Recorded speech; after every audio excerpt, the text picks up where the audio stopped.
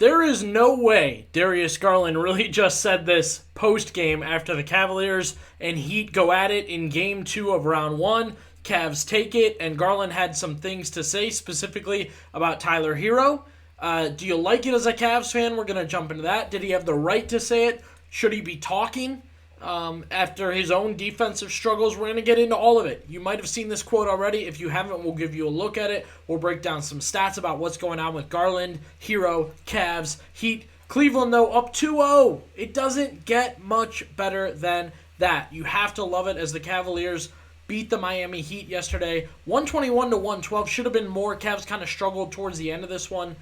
Billy Beebe back with you on Cavs Digest. The ride continues as the Cavaliers in the playoffs and making their mark. However, over here, tonight, the NFL draft right away. I'll ask you, drop down into the comments who you want the Browns to draft. I know a lot of Cleveland fans watching this channel. I'm a Shedeur Sanders guy. I hope they come away with him. I think he could really, really step in and play right away and make the difference. I'd be excited with Travis Hunter. I think those are your only two options at 2. Do not trade down. Please do not trade down. That is what I'm asking of Andrew Berry. And if I have been earned the ability to make it happen, I would go Hunter and Sanders somehow in the first round. Jalen Milroe, Abdul Carter. There's options everywhere. So I know a lot of Browns fans watching. If you're not a Browns fan, I'd love your opinion on what the Browns should do. Go ahead and leave a comment there. Subscribe. Channel's booming. We're over 2,000 subscribers. Cavs are in the playoffs. There's no reason you shouldn't be subscribed and following right now. Let's shoot straight into the video. Let's get right into it. Since they got guys at the trade deadline, Miami's been really good at turning teams over, but the first 2 games you guys have really held on to it. Just what's the key to playing clean basketball like that against a team like that? Pick on Tyler Hero and take care of the ball. Don't play in tight spaces. And pick on their weak defenders. Go at them. Since they got guys at the trade deadline, Miami's been really good at turning teams over, but the first 2 games you guys have really held on to it. Just what's the key to playing clean basketball like that against a team like that? Pick on Tyler Hero and take care of the ball. Don't play in tight spaces. And pick on their weak defenders. Go at them.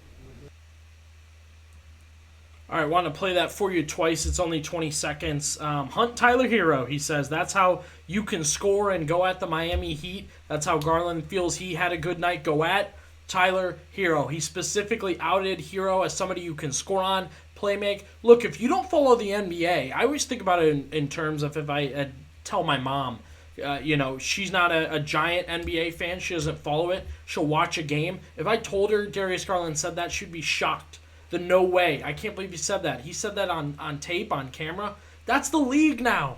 The ish talking is everywhere. It's how it goes. It's unsurprising Darius Garland said that about Tyler Hero. It is unsurprising. Clearly they were jawing on the floor. Tough to see Garland with the ankle injury last night. I'm sure he was stressed out by that. And that's the league. That's the league. He said what he said about Tyler Hero, and I'm not shocked. I can tell there's some animosity between these two teams. The more they play, the more it's going to build. Garland's a sassy dude. He's always kind of had a little bit of an attitude on him, specifically as he's gotten better. And no, unsurprised to me. I like it. I think there's some swagger there. There's some competitiveness there. There's some meanness there. I like it from Darius Garland. So as we check in with the great game last night, Mitchell again, 30 points, Garland 21 points, Cavs, a 2-0 lead over the Miami Heat. This is what we wanted, the beatdown, the crackdown, the roll through round 1. It's huge. The comment after the game, here's the problem.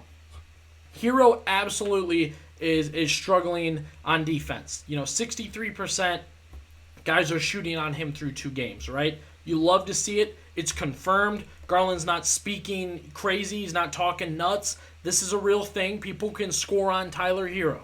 Okay, again, I think it's all part of the league. If you know the NBA, this is all part of it. However, the problem here is Darius Garland's had his own struggles. Again, we'll start, this is what the Cavs are doing on Hero. Guys are scoring. Sam Merrill's having a time out there. Only one who didn't score on Tyler Hero, of course, was Isaac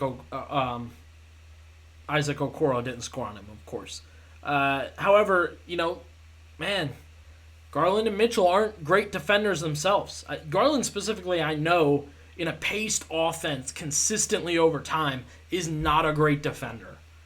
So this was unsurprising when both Heat fans and NBA fans immediately started shooting the statistics out there. Heat shooting 70% when guarded by Darius Garland. Garland, a good game, but not his best. So, kind of a wild one, and Hero had a good game on his end of things. So, kind of a weird comment.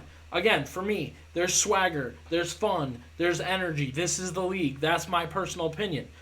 Feel free to drop down into the comments. Should Garland not be talking in general about anybody or anything? Just roll through this series. Do you like it? Is it fun? Should he not be talking about Hero when he's struggling to guard Hero himself? When it's an issue for Garland and Mitchell to be guarding guys? Would you not want to see him talking post-game? Again, personally, I have seen Darius Garland enough over time. I know the attitude he has. I know the personality he has. It's unsurprising he's going after Hero or anyone else that has caused trouble. And I've seen Tyler Hero. I know Tyler Hero's probably talked his stuff throughout this series and in different situations. A couple more thoughts before we wrap up. The logo, the upside-down logo on the hats. Fellas, let's work together. We have to stop this. It's not a good look. It's not a good look. The upside-down logos, the upside-down words. Saw it at the Masters. The upside-down Chief Wahoo there looks terrible. Chief Wahoo's swaggy. It's cool. I'm still a Chief Wahoo guy. Doesn't look good. Doesn't look good on the hat, upside down. Your school, your team, the words, the wording, it's a bad aesthetic. We can work together on this, guys. I'm in that age group that guys are wearing them. I'm in that, 18 to 30 that are wearing them. We don't have to do this. They look bad. Nobody really likes them. So let's stop that trend now. Now that PSA is over, before we wrap up, again, leave your thoughts on Garland and Mitchell and whatnot. I want to give a huge shout out to first Evan Mobley. Bounce back game right from the beginning, was playing good offense. Putbacks, shots, rebounds, blocks, steals. This was the Evan Mobley we wanted in game one. It's not peak Evan Mobley. It's a good Evan Mobley, so I got to shout him out. DeAndre Hunter and Sam Merrill. Sam Merrill continues to prove his worth on the floor. Do I think Sam Merrill will play against the Boston Celtics? I do not. However, the fact that he's out there helping flow the offense and get through games like this is huge. And then DeAndre Hunter. I think I got my swagger back. He needed it. This is a guy you're going to need against the Boston Celtics. So Hunter bouncing back, playing really, really well. I like it. So drop down into the comments. What did you think about the Hero Garland comments? Possible beef for Game 3, Game 4. Should Garland be talking when he's not a great defender on Hero or anyone else at this point in the series? Drop down below and subscribe. More like this coming as we go to Game 3 on Saturday. Cavs up 2-0 on the Heat.